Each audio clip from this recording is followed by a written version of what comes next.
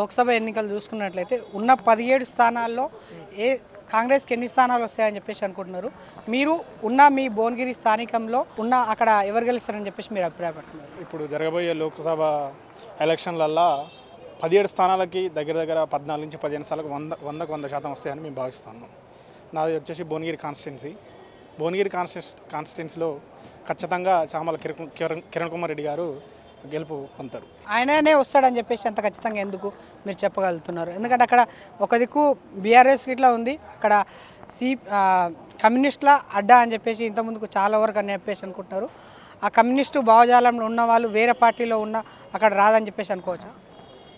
Communist భావజాలం ఉన్న constituency అనేది వాస్తవమే, కానీ ఇప్పుడు ఆ ప్రభావం అనేది అంతగానం లేదు. ఇప్పుడు 100% కాంగ్రెస్ ప్రభావం అక్కడ ఉన్నది.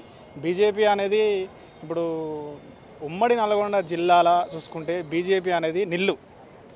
బుర్ర నరసయ్య కానీ ఇంక ఎవరు వచ్చినా కూడా బీజేపీ నుంచి వచ్చి ఎవరు వచ్చినా కూడా అక్కడ నిల్లు. ఇక మిగతా ఇప్పుడు బీఆర్ఎస్ పరిస్థితి ఏందో ఇప్పుడు మనకందరికీ తెలుసు. రాష్ట్రంలో బీఆర్ఎస్ పరిస్థితి ఏంది, ఇప్పుడు మొత్తం అది పార్టీ అడుగున పడిపోయిన పార్టీ, దానికి అంత స్కోప్ లేదు. బీజేపీకి అయితే అసలే ఉండదు.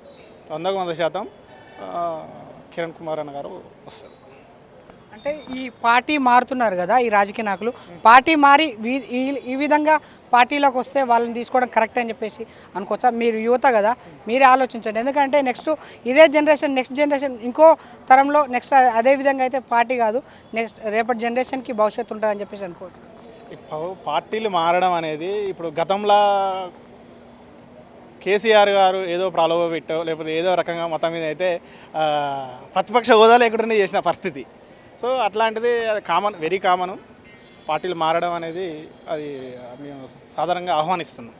అంటే వాళ్ళు వాళ్ళ ఆస్తులను వాళ్ళు కాపాడుకోవడానికి కోసం అని చెప్పేసి వాళ్ళ వచ్చే భవిష్యత్తు గురించి అని చెప్పేసి వాళ్ళు పార్టీలు మారుతున్నారు తప్పించి ప్రజలకు ఇక్కడున్న ప్రజలకు ఎవరికి న్యాయం చేస్తలేరు అని చెప్పేసి కొంతమంది ప్రతిపక్షాలు ఇట్లా అంటున్నాయి. దాని గురించి ఆస్తులను కాపాడుకోవాలని వస్తున్నాయని అనుకోవడం 100% అది తప్పని నేను భావిస్తున్నా. ఎందుకంటే ఏ పార్టీలో ఉన్నా కూడా అట్టాను కూడా మరి బీజేపీలో పోవాలి కదా. ఆ రకంగా చూసుకుంటే ఇప్పుడు సెంట్రల్లో బీజేపీ ఉన్నది, బీజేపీలో పోవాలి, మరి కాంగ్రెస్లోకి ఎందుకు వస్తారు? సో అదని తప్పది.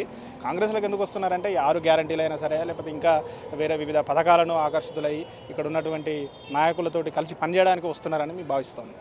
అంటే స్థానికంగా ఇక్కడ మనం చూసుకున్నట్లయితే బీజేపీకి ఇట్లా వస్తున్నారు, కాంగ్రెస్లో ఇక్కడ అధికారంలో ఉంది కాబట్టి వస్తున్నారని చెప్పేసి కొంతమంది పబ్లిక్ అయితే అంటున్నారు.